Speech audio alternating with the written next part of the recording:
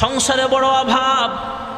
সাইয়্যিদাতু নিসাই আহলিল জান্নাহ ফাতেমা, আপনার মেয়ে তথা আমার সহধর্মিনী ফাতেমা কয়েকদিন যাবৎ ক্ষুধার্ত, আপনার নাতি হাসান হুসাইনও ক্ষুধার্ত। ইয়া রাসূলুল্লাহ, ইয়া হাবিবাল্লাহ, আমি আলীর ঘরে চুলায় আগুন জ্বলে না, অভাবের সংসার চলতেছে, কয়েকদিন পর্যন্ত খাবার নেই। আমার জন্য হলে আপনার কাছে আমি চাইতাম না, কিছু খাবারের ব্যবস্থা করিয়া দেন। আল্লাহর হাবিব ডাক দেয়া কয়, আলী যাও, ওই যে দূরে একটা খেজুর গাছ দেখা যায়, ওই খেজুর গাছের কাছে যায় বলবা, আমার কথা বইলা বলবা, সে যেন খেজুরের ব্যবস্থা করিয়া দেয়। হযরত আলী খেজুর গাছের সামনে যায়, দেখে এটা একটা মরা খেজুর গাছ। উনি চিন্তা করলেন, যদি জেতা খেজুর গাছ হতো, জ্যান্ত খেজুর গাছ হতো, তাকে বললে হয়তো খেজুর না থাকলেও খেজুর দেওয়ার সম্ভাবনা ছিল। এটা তো একটা মরা খেজুর গাছ দেখা যায়, এটা থেকে আবার কেমনে খেজুর দেওয়া হবে? হযরত আলী ফিরে চলে আসলেন। আল্লাহর হাবিব জিজ্ঞেস করলেন, আলী তুমি কি খেজুর আনো নাই? কয় না। ওগো নবীজি, এটা তো একটা মরা খেজুর গাছ। কয় মরা হোক আর জেতা হোক, তোমাকে বলছি খেজুর গাছের নিচে যাইবা, একটা চাদর বিছাইবা, চাদর বিছাইয়া বলবা, হ্যাঁ মরা খেজুর গাছ, বিশ্বনবী বলেছেন খেজুর দেওয়ার জন্যে। হযরত আলী রাদিয়াল্লাহু তাআলা আনহু মরা খেজুর গাছের সামনে গেলেন। ভাইয়েরা আমার, খেজুর গাছের নিচে একটা রুমাল বা চাদর বিছালেন, বিছায়া বলে, আমার জন্য হলে আসতাম না, নবীজির কন্যা ফাতেমা কয়েকদিন যাবৎ ক্ষুধার্ত, নবীজির নাতি হাসান হুসাইন কয়েকদিন যাবৎ ক্ষুধার্ত। হ্যাঁ মরা খেজুর গাছ, আল্লাহর হাবিব রাহমাতুল লিল আলামিন বলেছেন খেজুর দেওয়ার জন্য। হযরত আলী তাকায়া দেখলেন, মরা খেজুর গাছ থেকে টাটকা টাটকা খেজুর ঝরে ঝরে তার রুমাল বা চাদরের মধ্যে ভর্তি হয়ে যাইতেছে। হযরত আলী রাদিয়াল্লাহু তাআলা আনহু চাদর বা রুমাল যখন ভরপুর খেজুর হয়ে গেছে, তখন চাদরটা গুছায় আল্লাহর হাবিবের কাছে আইসা কয়, ইয়া রাসূলুল্লাহ, ইয়া হাবিবাল্লাহ, আপনার কথা অনুযায়ী যখন বললাম আল্লাহর হাবিব বলেছেন খেজুর দেওয়ার জন্য, মরা খেজুর গাছ থেকে আমার রুমাল বা চাদরের মধ্যে খেজুর পড়তে শুরু হয়ে গেছে। আল্লাহর হাবিব ডাক দিয়া কয়, আলী তুমি রুমাল সরাইলা কেন? এই রুমাল যদি ছড়ায় রাখতা, তাহলে আরো অনেক মানুষ সেখান থেকে খেজুর খাইতে পারত। এটা ছিল বরকত। ভাইয়েরা আমার, অভাবে থাকার পরও আল্লাহ তাআলার প্রতি শুকরিয়া আদায় করা শিখাইয়েছেন আল্লাহর হাবিব। এই জন্যই তো আল্লাহর হাবিবের কন্যা ফাতেমা এই ধৈর্যশীল ছিলেন সাংসারিক জীবনে। সংসারে আবার অভাব, টাকা নাই, পয়সা নাই, খানা পিনার ব্যবস্থা নাই, তারপরও স্বামীর ব্যাপারে অবজেকশন নাই। আল্লাহর হাবিবের কন্যা ফাতেমার জন্য মরা খেজুর গাছ ও আল্লাহর হাবিবের কথায় খেজুর দেওয়া শুরু করেছে। এটা হলো নবীজির মুজিজা। ভাইয়েরা আমার, বন্ধুরা আমার, আমাদের সমাজের ভিতরেও সাংসারিক জীবনে অভাব চলে আসতে পারে। যখন অভাব চলে আসবে, তখন আল্লাহ তাআলার কাছে দোয়া করা, আয় আল্লাহ তুমি আমার অভাব অনটন দূর করিয়া দাও। আল্লাহর প্রতি শুকরিয়া আদায় করা, আয় আল্লাহ আমাকে যতটুকু দান করেছেন আলহামদুলিল্লাহ, আমার হালাল রিজিকের ভিতরে আপনি খাজানা বুলন্দ করিয়া দেন। আয় আল্লাহ আপনি আমার হাত নামক নিয়ামত দান করেছেন, এই হাত দ্বারা যেন কোনো গুনাহ না হয়। আয় আল্লাহ আমাকে পা নামক নিয়ামত দান করেছেন, এই পা দ্বারা কোনো যেন গুনাহ না হয়। আয় আল্লাহ আমার দুইটা চক্ষু দিয়েছেন, চোখের হেফাজত করার তৌফিক দান করেন। আয় আল্লাহ আমার জবান নামক নিয়ামত দান করেছেন, এই জবান দিয়া যেন বেশি বেশি তোমার জিকির আজকার করতে পারে, এই দোয়া আল্লাহর কাছে করা। আয় আল্লাহ আমার চোখের মধ্যে পাওয়ার দিয়েছেন, দৃষ্টি শক্তি দান করেছেন, এই দৃষ্টি দিয়ে যেন মায়ের চেহারার দিকে তাকাইতে পারি নেক নজরে, এই চোখ দিয়ে যেন কোরআন দেখে দেখে তেলাওয়াত করতে পারি, ওলামায়ে কেরামদের চেহারার দিকে নেক নজরে তাকাইতে পারি। এটাই হলো চোখের শুকরিয়া। কারণ পিতা মাতার চেহারার দিকে যখন সন্তান নেক নজরে তাকাইবে, রহমতে আলম দু জাহানের সরদার রাহমাতুল লিল আলামিন বলেন, উম্মত তোমাকে আল্লাহ তাআলা তোমার আমল নামায় একটা কবুল হজ করার সওয়াব তোমার আমল নামায় লিখিয়ে দিবে। একজন মানুষের দুইটা পা নাই, তারও শুকরিয়া আদায় করার অনেক কিছু আছে ভাইয়েরা আমার। হযরতে মূসা পয়গম্বর আলাইহিস সালাতু ওয়াস সালাম তুর পাহাড়ে যাবেন মালিকের সাথে কথাবার্তা বলার জন্যে। পথিমধ্যে একজন লোকের সাথে দেখা হয়ে গেল। যেই লোকটা অনেক গরিব মানুষ, আবার এমন অসহায় মানুষ, দুইটা হাত নাই, দুইটা পা নাই, এমন মানুষ। মূসা পয়গম্বরকে সম্বোধন করা বলে, হ্যাঁ মূসা পয়গম্বর, আপনার মাধ্যমে আল্লাহর কাছে জানতে চাই, আমার দুইটা হাত নাই, আমার দুইটা পা নাই, আমারে আল্লাহ তাআলা কোন কাজে লাগাইবার জন্য বানাইলো? মূসা পয়গম্বর আল্লাহর কাছ থেকে যাওয়ার সময় লোকটাকে জানায়া দিলেন, হ্যাঁ ভাই, তোমাকে আল্লাহ রাব্বুল আলামিন জাহান্নামের একটা ছিদ্র ফিল আপ করার জন্য বানাইছে। মূসা পয়গম্বর জানায়া গেলেন। এই কথা বলার পরে ওই লোকটা জবান খুলে বললেন আলহামদুলিল্লাহ। মূসা পয়গম্বর চলে গেলেন। আল্লাহ তাআলা পরবর্তীতে মূসা নবীর জানাইলেন, হ্যাঁ মূসা, যেই লোকটার হাত ছিল না, পা ছিল না, এই লোকটাকে যাওয়ার সময় জানায় দিও, আমি আল্লাহ তাআলা এই লোকটাকে জান্নাতি মানুষ বানায় দিছি। মূসা আলাইহিস সালাতু ওয়াস সালাম তেমনি মেজাজ গরম, জ্বালানি তবিয়তের মানুষ, গরম মানুষ। মূসা পয়গম্বর আল্লাহ তাআলাকে সম্বোধন করে বলেন, হ্যাঁ মালিক, আগে না আপনি জানাইলেন এই লোকটা জাহান্নামী, এখন আবার বলতেছেন জান্নাতি, বুঝতে পারলাম না, কারণটা জানতে চাই। আল্লাহ তাআলা জানায় দিলেন, হ্যাঁ মূসা, তুমি যখন আমার সাথে কথা বলে যাওয়ার সময় লোকটাকে জানায় দিয়েছিলা, হ্যাঁ মূসা পয়গম্বর, তুমি যখন লোকটাকে জানাইলা, হ্যাঁ ভাই, তোমাকে আল্লাহ জাহান্নামের একটা ছিদ্র ফিল আপ করার জন্য বানাইছেন, এই কথা শোনা মাত্র লোকটা জবান খুলে ডাক দিয়ে বলেছিলেন আলহামদুলিল্লাহ। তার কথাগুলো আমি আল্লাহর কাছে পছন্দের হয়ে গিয়েছিল। হ্যাঁ মূসা,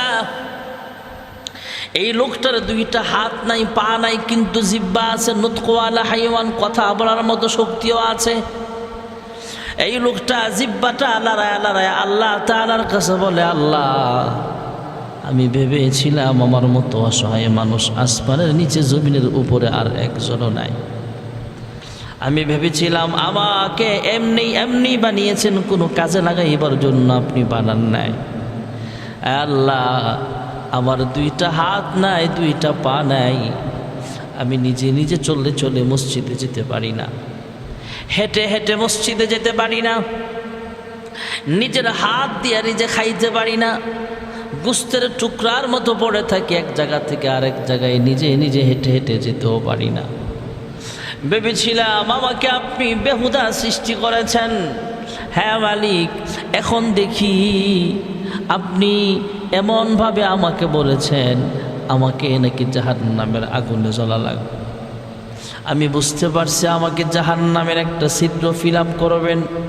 আয় আল্লাহ, এই জন্য আমি শুকরিয়া আদায় করি। তবে আপনার কাছে আমার আরেকটা দরখাস্ত আছে গো মালিক, আমার দেহটাকে এত লম্বা বানায় দিও, আমার দেহটাকে এত মোটা বানায় দিও, আমার একার দ্বারা যাতে জাহান্নামটা ভরপুর হয়ে যায়, জমিনের অন্য কোনো মানুষ যাতে জাহান্নামের আগুনে জ্বলতে না হয়।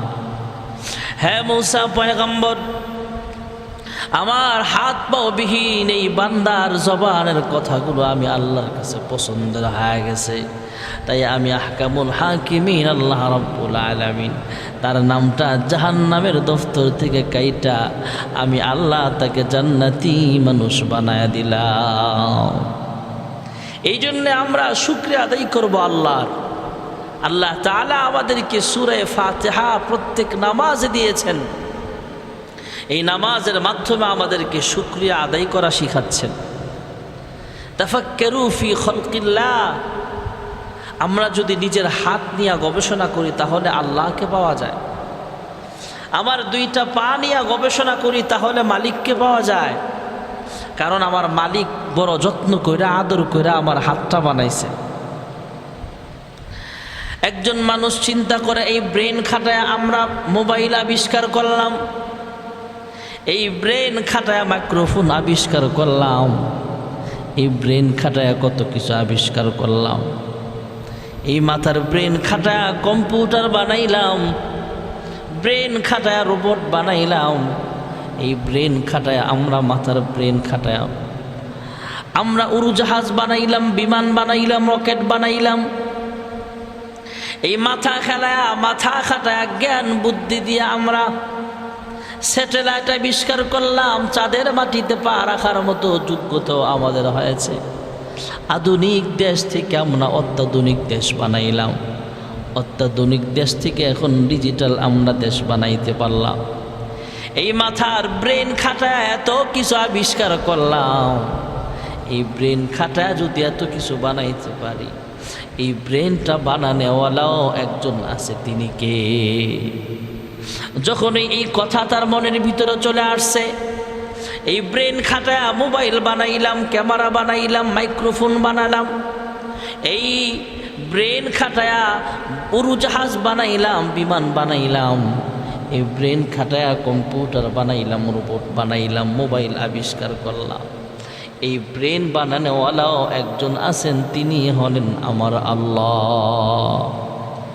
তাবারাকাল্লাযী বিয়াদিহিল মুলকু ওয়া হুয়া আলা কুল্লি শাইইন কাদির। আমরা যদি আমাদের ব্রেন নিয়ে চিন্তা করি, চোখ নিয়ে চিন্তা করি, আল্লাহর পরিচয় পাওয়া যাবে। মহান আল্লাহ রাব্বুল আলামিন আমাদেরকে বড় আদর করে যত্ন করে বানিয়েছেন। ভাইয়েরা আমার, আল্লাহ তাআলা নিজে হলেন ইঞ্জিনিয়ার, আল্লাহ রাব্বুল আলামিন নিজে ইঞ্জিনিয়ার। ফেরেশতাদেরকে ডাক দেয়া কয়, ফেরেশতারা রে, তোমরা আদমের বডি বানাও। ফেরেশতারা জানতে চাইলেন, হ্যাঁ মালিক, আদমের বডিটা কেমনে বানাইলে আপনি খুশি হবেন? এইভাবে বানাও। ফেরেশতারা আল্লাহর কথা অনুযায়ী বানালেন। আয় আল্লাহ, আদমের দুইটা হাত কেমনে বানাইলে আপনি খুশি হবেন? আল্লাহ জানায়া দিলেন, এইভাবে তোমরা আদমের দুইটা হাত বানাও। ফেরেশতারাও বানালেন। আয় আল্লাহ, আদমের দুইটা পা কেমনে বানাইলে আপনি খুশি হবেন? এইভাবে বানাও। আল্লাহ রাব্বুল আলামিন নিজেই ইঞ্জিনিয়ার, যেভাবে বলেছেন সেভাবে ফেরেশতারা বানাইলেন। এবার যখন চেহারা বানাইবার সময় আসলো, ফেরেশতারা আরজ করে, হ্যাঁ মালিক, আদমের চেহারাটা কেমনে বানাইলে আপনি খুশি হবেন? আল্লাহ তাআলা কুদরতি আওয়াজ দিয়ে জানায়া দিলেন, হ্যাঁ ফেরেশতারা রে, তোমরা হাত বানাইছো আমি আল্লাহর পরিকল্পনা অনুযায়ী, পা বানাইলা আমি আল্লাহর পরিকল্পনা অনুযায়ী। এবার চেহারা যখন বানাইবার সময় আসলো, চেহারাটা তোমরা বানাইলে হবে না, আমি আল্লাহ নিজ কুদরতি হাত দিয়া আদমের চেহারাটা বানাবো। মহান আল্লাহ রাব্বুল আলামিন কুদরতি হাত দিয়া ডইলা আদমের চেহারাটা বানালেন। এবার চারটা দামি জিনিসের কসম খেয়ে সূরা ৩ আল্লাহ তাআলা বলেন, ওয়াত-তিনি ওয়াজ-যাইতুন ওয়া তুরি সিনিনা ওয়া হাযাল বালাদিল আমিন। চারটা দামি জিনিসের কসম খেয়ে আল্লাহ বলেন, লাকাদ খালাকনাল ইনসানা ফি আহসানি তাকওয়িম।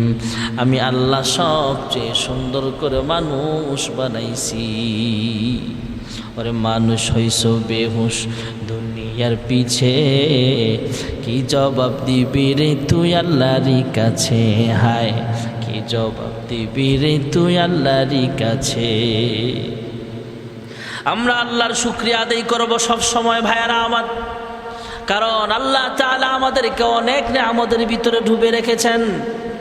আল্লাহ তাআলা চন্দ্রটা আমাদের জন্য নেয়ামত হিসেবে দান করেছেন, সূর্যটা আমাদের জন্য নেয়ামত। আল্লাহ তাআলা ওয়াদ-দুহা ওয়াল-লাইলি ইযা সাজা, আল্লাহ তাআলা রাত দিয়েছেন আমাদের নেয়ামত। ওয়াশ-শামসি ওয়া দুহাহা ওয়াল কমারি ইযা তালাহা। আল্লাহ চন্দ্র দিয়েছেন, সূর্য দিয়েছেন, আমাদের নিয়ামত। আল্লাহ আমাদের নিয়ামত হিসেবে ঘুম দিয়েছেন। আলাম নাজআলিল আরদা মিহাদা والجبال أوتادا وخلقناكم أزواجا وجعلنا نومكم سباتا। আল্লাহ রাব্বুল আলামিন আমাদের জন্য ঘুম নিয়ামত হিসাবে দিয়েছেন। ভাইয়েরা আমার, আল্লাহ রাব্বুল আলামিন ঘুমায় না, আমাদের 24 ঘন্টা পাহারাদারির ব্যবস্থা করিয়া দেয়। হযরতে মূসা পয়গম্বর আলাইহিস সালাতু ওয়াস সালাম আল্লাহর কাছে জানতে চায়, আল্লাহ আমরা তো কয়েকদিন না ঘুমাইলে অসুস্থ হয়ে যায়, আপনি না ঘুমায়া কেমনে থাকেন গো আল্লাহ? মূসা পয়গম্বর জানায়া দিলেন, আয় আল্লাহ আপনি না ঘুমায়া কেমনে থাকেন? আল্লাহ তাআলা জানায়া দিলেন, হে মূসা আমি আল্লাহ ঘুমাই না, আমার বান্দার 24 ঘন্টা পাহারাদারির ব্যবস্থা করে দেই।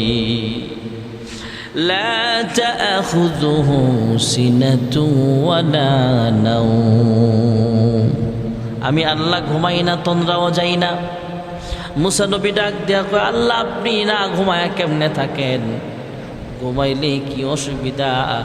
আল্লাহ ডাক দিয়া কয়, মূসা আমি আল্লাহ যদি ঘুমায়া যাই পুরা পৃথিবীটা ধ্বংস হয়ে যাবে। হযরতে মূসা পয়গম্বর একটু মহান রব্বুল আলামিনের কাছে দরখাস্ত করলেন, হ্যাঁ মালিক আপনি ঘুমাইলে কি অসুবিধা একটু প্র্যাকটিক্যাল যদি আমাকে বুঝাইয়া দিতেন। আল্লাহ তাআলা ডাক দিয়া কয়, মূসা তোমার হাতে একটা কাঁচের গ্লাস নিয়ে তুমি দণ্ডায়মান হয়ে দাঁড়ায়া থাকো। মূসা পয়গম্বর পানি ভর্তি কাঁচের গ্লাস নিয়ে দাঁড়ায় রইলেন। আল্লাহ তাআলা ওনার উপরে একটু ঘুম ছাইড়া দিলেন। ঘুম আসার কারণে হাতের গ্লাসটা হাত থেকে পইড়া টুকরা টুকরা হয়ে যায়, হাত থেকে পিছলা পইড়া নিচে পড়ে টুকরা টুকরা হয়ে গেলে আল্লাহ রব্বুল আলামিন কুদরতি আওয়াজ দিয়ে জানতে চাইলেন, মূসা তোমার হাতের গ্লাসটা এই মুহূর্তে কোথায় আছে? মূসা নবী ডাক দেয়া কয়, হ্যাঁ মালিক ঘুম আসার কারণে আমার হাতের গ্লাসটা ছুটে নিচে পইড়া টুকরা টুকরা হয়ে গেল। আল্লাহ ডাক দিয়া কয়, হ্যাঁ মূসা কালিমুল্লাহ ঘুম আসার কারণে তোমার হাতের গ্লাসটা তুমি রাখতে পারো নাই, হাত থেকে ফসকে নিচে পইড়া টুকরা টুকরা হয়ে গেল। আমি আল্লাহর হাতে শুধু একটা কাঁচের গ্লাস নয়, আমি আল্লাহ তাআলার কুদরতি হাতে 7 আসমান পরিচালিত হয়, 7 জমিন পরিচালিত হয়। হে মূসা আমি আল্লাহ যদি ঘুমায়া যাই পুরা পৃথিবীটা ধ্বংস হয়ে যাবে। আমি আল্লাহ ঘুমাই না, আমার বান্দা বান্দির 24 ঘন্টা পাহারাদারির ব্যবস্থা করে দেই। হ্যাঁ মূসা পয়গম্বর আমি আল্লাহ তাআলাও যদি ঘুমায়া যাই, দুনিয়া রাজা বাদশারা ঘুমায়, আমি আল্লাহ তো ঘুমাই না। রাতের গভীর অন্ধকারে সমস্ত মানুষ ঘুমায়, জঙ্গলের মাখলুক পর্যন্ত ঘুমায়া যায়। চেয়ারম্যানের দরওয়াজা বন্ধ হয়ে গেছে, এমপির দরওয়াজা বন্ধ, সংসদ ভবনের দরওয়াজায় তালা বন্ধ করা আছে, সব দরওয়াজা বন্ধ। আমি আল্লাহর দরওয়াজাটা তখনও খোলা থাকে। আল্লাহ জানায় দিলেন, হে মূসা গভীর রজনীতে সবাই ঘুমায়, আমার কোনো বান্দা বান্দি যখন গুনাহের গাঠি মাথায় নিয়া, আবার কোনো বান্দা বান্দি যখন জীবনের গুনাহের কথা স্মরণ কইরা আমি আল্লাহর কুদরতি পায়ে সাজদা দিবে, আমি আল্লাহর কুদরতি পায়ে সাজদা দিয়া আমি আল্লাহর দরবারে একা একা কানবে, কেউ দেখে না, সবাই ঘুমায়। আমার বান্দা তাহাজ্জুদের মুসল্লায় দাঁড়ায় যাবে, আমার বান্দা বিপদের সম্মুখীন হয়, আমি আল্লাহকে আল্লাহ বলে যখন ডাক দিবে, আমি আল্লাহকে যখন বলবে, হে মালিক আমার স্ত্রী সন্তানরাও আরামে ঘুমাচ্ছে, জঙ্গলের প্রাণীগুলো পর্যন্ত ঘুমায়, আয় আল্লাহ জীবনে কত গুনাহ করলাম, জীবনে কত পাপ করলাম, আয় আল্লাহ জীবনে কত গুনাহ আমি করে ফেললাম, আয় আল্লাহ তুমি ছাড়া আমার মাফ করানোওয়ালা আর কেউ নাই। আয় আল্লাহ, তুমি ছাড়া আমার রহমান বলতে আর কেউ নাই, তুমি ছাড়া আমার রহিম বলতে আর কেউ নাই। আয় আল্লাহ, তুমি আমাকে মাফ করে দাও। হ্যাঁ মুসা পয়গম্বর, আমি আল্লাহ যদি ঘুমায়া যাই, আমার বান্দার গুনাহ মাফ করবে কে? আমার বান্দার ডাকের সাড়া দিবে কে? আমি আল্লাহ ঘুমাই না, আমার বান্দা বান্দি ডাক দিতে দেরি হয়, আমি আল্লাহ আমার বান্দা বান্দির জিন্দেগির সব গুনাহগুলো ক্ষমা করে দেই। ভাইয়েরা আমার, বন্ধুরা আমার, এই জন্য আল্লাহর শুকরিয়া আদায় করা, বেশি বেশি আল্লাহর কাছে দোয়া করা। ধনী হয় গরিব হয় সব হালতে আল্লাহ তাআলার কাছে দোয়া করা। ভাইয়েরা আমার, বন্ধুরা আমার, গরিব মানুষ তিনিও আল্লাহর কাছে চাইবে, ধনী মানুষটাও আল্লাহর কাছে চাইবে। কারণ ধনী মানুষও আল্লাহ বানাইছে, গরিব মানুষটাও আল্লাহ তাআলা বানাইছে। অভাবের সংসারে অনেকেই তো কষ্ট করে, সংসারে বড় অভাব, আল্লাহর কাছে দোয়া করা, আল্লাহর কাছে যাওয়া। কারণ বিশ্বনবী রাহমাতুল লিল আলামিনের ফ্যামিলিতেও যখন কোনো অভাব দেখা দিত, আল্লাহর কাছে দোয়া করত। আল্লাহর হাবিবের কন্যা ফাতেমাতুজ জাহরা রাদিয়াল্লাহু তাআলা আনহা, সাইয়্যিদাতু নিসাই আহলিল জান্নাহ ফাতেমা, জান্নাতের মহিলাদের সর্দারিনী হযরতে ফাতেমা রাদিয়াল্লাহু তাআলা আনহা, ওনার আম্মা ছিলেন আম্মাজান খাদিজাতুল কুবরা রাদিয়াল্লাহু তাআলা আনহা। এত ধনাঢ্য মহিলার মেয়ে হওয়ার পরও মনের ভিতরে ফাতেমার কোনো অহংকার ছিল না। কয়েকদিন পর্যন্ত ঘরের চুলায় আগুন জ্বলে না, তারপরও আল্লাহর শুকরিয়া আদায় করে, স্বামীর সাথে দুর্ব্যবহার করে না। একদিন হযরত আলী রাদিয়াল্লাহু তাআলা আনহু আল্লাহর হাবিবের সামনে যায় বলে, ইয়া রাসূলুল্লাহ, ইয়া হাবিবাল্লাহ, সংসারে বড় অভাব, সাইয়্যিদাতু নিসাই আহলিল জান্নাহ ফাতেমা, আপনার মেয়ে তথা আমার সহধর্মিনী ফাতেমা কয়েকদিন যাবৎ ক্ষুধার্ত, আপনার নাতি হাসান হুসাইনও ক্ষুধার্ত। ইয়া রাসূলুল্লাহ, ইয়া হাবিবাল্লাহ, আমি আলীর ঘরে চুলায় আগুন জ্বলে না, অভাবের সংসার চলতেছে, কয়েকদিন পর্যন্ত খাবার নেই, আমার জন্য হলে আপনার কাছে আমি চাইতাম না, কিছু খাবারের ব্যবস্থা করিয়া দেন। আল্লাহর হাবিব ডাক দেয়া কয়, আলী যাও, ওই যে দূরে একটা খেজুর গাছ দেখা যায়, ওই খেজুর গাছের কাছে যায় বলবা, আমার কথা বইলা বলবা, সে যেন খেজুরের ব্যবস্থা করিয়া দেয়। হযরত আলী খেজুর গাছের সামনে যায়, দেখে এটা একটা মরা খেজুর গাছ। উনি চিন্তা করলেন, যদি জেতা খেজুর গাছ হতো, জ্যান্ত খেজুর গাছ হতো, তাকে বললে হয়তো খেজুর না থাকলেও খেজুর দেওয়ার সম্ভাবনা ছিল। এটা তো একটা মরা খেজুর গাছ দেখা যায়, এটা থেকে আবার কেমনে খেজুর দেওয়া হবে? হযরত আলী ফিরে চলে আসলেন। আল্লাহর হাবিব জিজ্ঞেস করলেন, আলী তুমি কি খেজুর আনো নাই? কয় না। ওগো নবীজি, এটা তো একটা মরা খেজুর গাছ।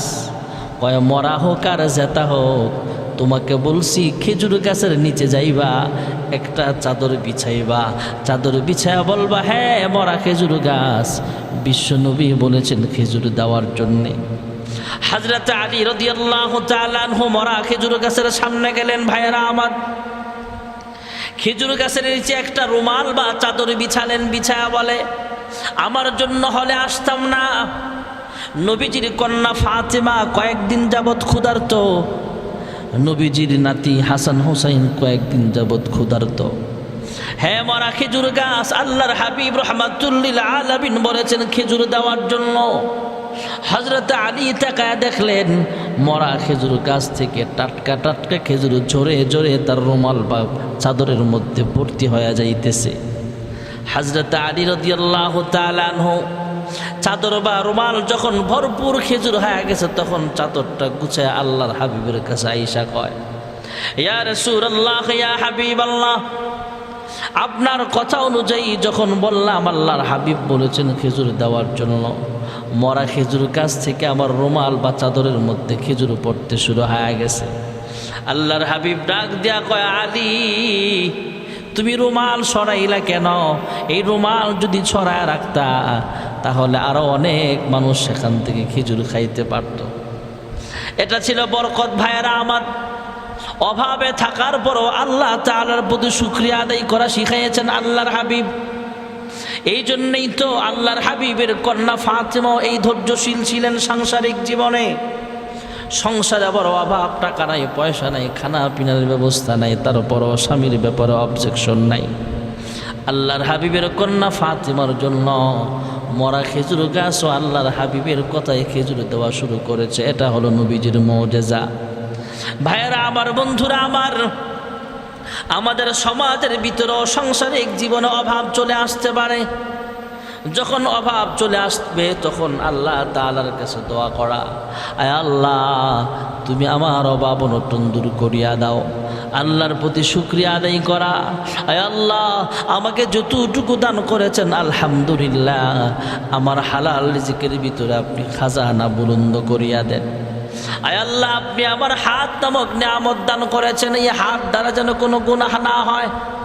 আয় আল্লাহ আমাকে পা নামক নিয়ামত দান করেছেন, এই পা দ্বারা কোনো যেন গুনাহ না হয়। আয় আল্লাহ আমার দুইটা চক্ষু দিয়েছেন, চোখের হেফাজত করার তৌফিক দান করেন। আয় আল্লাহ আমার জবান নামক নিয়ামত দান করেছেন, এই জবান দিয়া যেন বেশি বেশি তোমার জিকির আজকার করতে পারে, এই দোয়া আল্লাহর কাছে করা। আয় আল্লাহ আমার চোখের মধ্যে পাওয়ার দিয়েছেন, দৃষ্টি শক্তি দান করেছেন, এই দৃষ্টি দিয়ে যেন মায়ের চেহারার দিকে তাকাইতে পারি নেক নজরে, এই চোখ দিয়ে যেন কোরআন দেখে দেখে তেলাওয়াত করতে পারি, ওলামায়ে কেরামদের চেহারার দিকে নেক নজরে তাকাইতে পারি। এটাই হলো চোখের শুকরিয়া। কারণ পিতা মাতার চেহারার দিকে যখন সন্তান নেক নজরে তাকাইবে, রহমতে আলম দু জাহানের সরদার রহমাতুল লিল আলামিন বলেন, উম্মত তোমাকে আল্লাহ তাআলা তোমার আমল নামায় একটা কবুল হজ করার সওয়াব তোমার আমল নামায় লিখিয়ে দিবে। মায়ের চেহারার অনেক দাম, তাই মায়ের চেহারার দিকে তাকানো, আলেমের চেহারার দিকে তাকাইলে, নেক নজরে তাকাইলে। হযরতে আব্দুল্লাহ ইবনে আব্বাস রাদিয়াল্লাহু তাআলা আনহু বলেন, তোমরা তো শেষ জামানার উম্মত, নবী পাইবা না, তবে কোনো আলেমের চেহারার দিকে যখন নেক নজরে তাকাইবা, তাহলে আবু বকরের চেহারার দিকে তাকাইবার সব তোমাদের আমল নামায় জমা হয়ে যাবে। তোমরা যখন আলেমের চেহারার দিকে নেক নজরে তাকাইবা আর আফসোস করবা, আল্লাহ নবী পাই নাই, নবী পাইলে তো নবীর চেহারার দিকে তাকাইতাম। কারণ নবীজির চেহারার দিকে তাকানোটা সাহাবায়ে কেরামদের একটা প্রিয় কাজ ছিল। হযরত আবু বকর সিদ্দিককে জিজ্ঞেস করা হলে, হে আবু বকর তোমার কাছে একটা কোন কাজ প্রিয়? আবু বকর ডাক দেয়া কয়, আমার কাছে প্রিয় হলো ইলা আন-নাজরু ইলা ওয়াজহি রাসূলিল্লাহ, আল্লাহর হাবিবের চেহারার দিকে তাকায়া থাকা আমার কাছে একটা প্রিয় কাজ।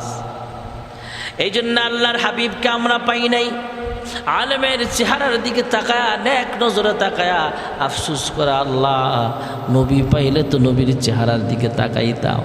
আব্দুল্লাহ ইবনে আব্বাস বলেন, তোমার আমল নামায় নবীর চেহারার দিকে তাকাইবার সওয়াব আল্লাহ তাআলা লিখিয়া দিবে। এই জন্য ভাইয়েরা আমার, বন্ধুরা আমার, আল্লাহর কাছে দোয়া করা, আল্লাহ তুমি আমার চোখ নামক নিয়ামতটা দান